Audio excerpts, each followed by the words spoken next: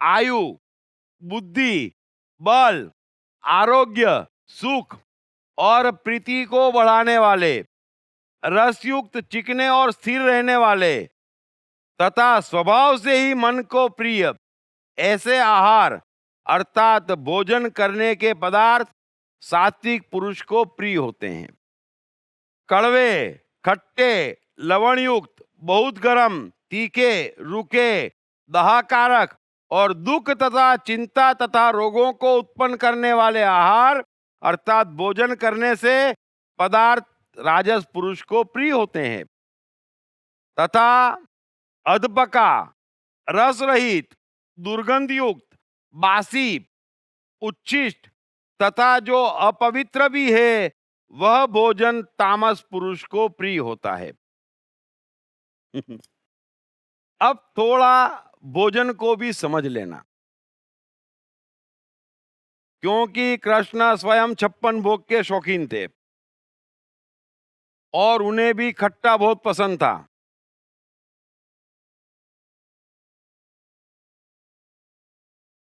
भोजन जो हमारी मस्ती बढ़ाए, आयु बढ़ाए, स्वस्थता बढ़ाए, स्फूर्ति बढ़ाए, वो करना एक सात्विक गुण है।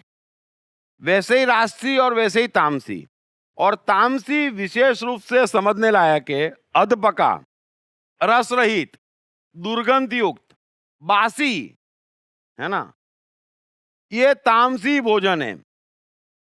कई बार कई घरों में मैंने देखा है, चावल बन गए सुबह गलती से ज्यादा, तो शाम को उसके थेपले बन जाते। ताजे थेपले, हाँ, चावल बासी, थेपले ताजे। फिर थेपले ज्यादा बन गए तो सुबह उसी थेपले की ढोकली बन जाती।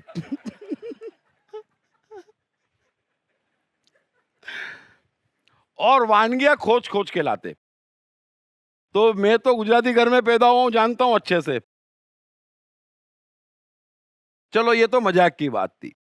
दुर्भाग्य की बात यह कि आजकल के बच्चों को देखता हूं, सीधे उठा के फ्रिज में 10 रोज बाद भी हो, अरे क्या कर रहे हो?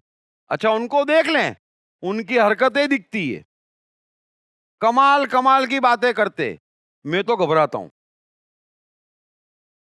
100 में से 99 आज के बच्चों को देखकर मैं कह सकता हूं कि भारत का भविष्य तो उज्जवल नहीं है, क्योंकि वे लोग समझने को ही तैयार नहीं है, अपनी अपनी बातें करेंगे और पूरी तरह से वेस्टर्न हो गए। और वेस्टर्न के गुण एक नहीं लिए, है ना। उनको कह दो कि Edison, Walt Disney, Steve jobs 12-12 साल के थे, 8-8 साल के थे, तब से काम कर रहे थे, पागल थे। वो नहीं सीखना उनको। सीखना क्या है? वो बातें जो उपयोगी नहीं है, जिनसे वो खुद परेशान है। और ऐसा कमाल हो गया है, बस जो भी हो फ्रिज में, अरे ताजा खाते हैं। दूसरी बात समझ लेना, एक चीज और, जीवन का सिद्धांत समझ लेना, हर बात का गवाह कौन है? कृष्ण ये नहीं कह रहे हैं कि ये खाना, ये नहीं खाना, कम खाना, ज्यादा खाना, उपवास करना, नहीं करना, ये कोई बात ही नहीं है। क्योंकि ये कौन तय करेगा? हर मनुष्य का अपना शास्त्र तय करेगा, है ना। उसका लीवर तय करता कि वो कैसा खाना खा पाता, है ना। इस बात को समझ लेना, हर एक का लीवर तय करता। ये लीवर शास्त्र है भोजन के लिए कि कितना आप पचा पाएंगे, है ना। कई लोग ऐसे होते, दूर से मिर्ची देखते ही यहां एसिडिटी हो जाती। ऐसे भी लीवर होते।